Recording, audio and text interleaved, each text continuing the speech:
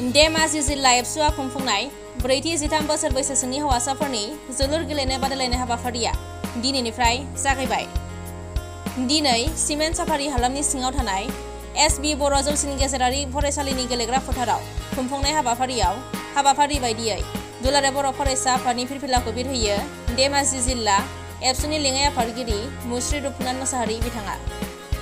लोगोसे फिरफिला बिरहोनायखौ मावफुंखांनायनि उनाव बड'फानि सावगारियाव बिबार बावनाय हाबाफारिखौबो बिथाङानो मावफुंनानै होनाय जायो।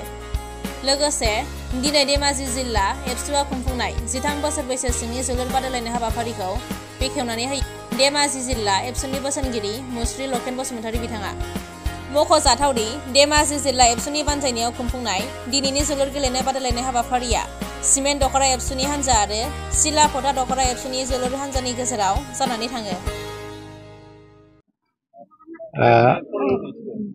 धेमाजि जिल्ला दुलाराय बर' फरायसा आफादनि बानजायनायाव मिरु दुलाराय बर' फरायसा आफादनि बिथोन बायदि 13 बोसोरनि सिंनि जा मोनसे फुटबल बादायलायनाय हाबाफारि बर' फरायसालिनि थि मावथांखिनि गेजेरजों बेखौ दिनै धेमाजि जिल्लाया जागायबाय।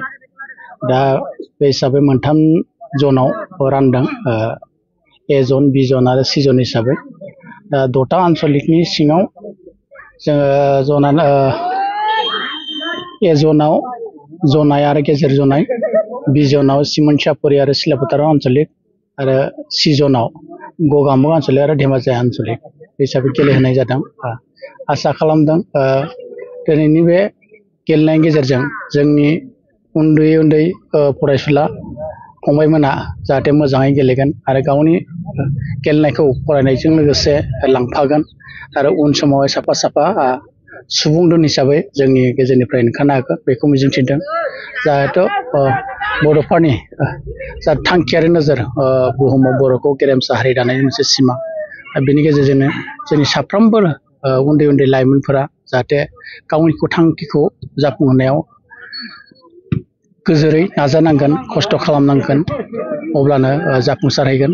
आरो जोङो नैबेबायदि हाबाफारिनि गेजेरजों जोंनि उन्दै लाइमोनफोरखौ फारफ्रोम बिथिङाव साखाफारा खालामनो हायो। मानोना माखासे लाइमोनफोरा फेग्रा मुवा बेसादफोर जानानै गावनि जिउखौ अबथिराफोर बेखार खालामदों।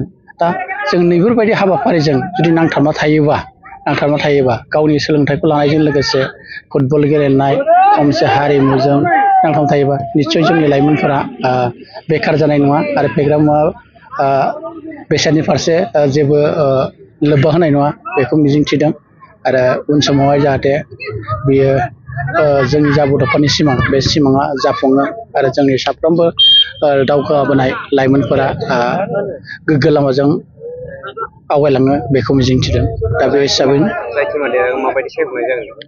दा जाय टिमा देरहागोन बेनिफ्राय जोङो जिल्ला लेभेलाव गेलेहैनो थाखाय मिरुनि जा मोनसे बादायलायनाय हाबाफारि जागोन बेयाव बाहागो लाहैगोन।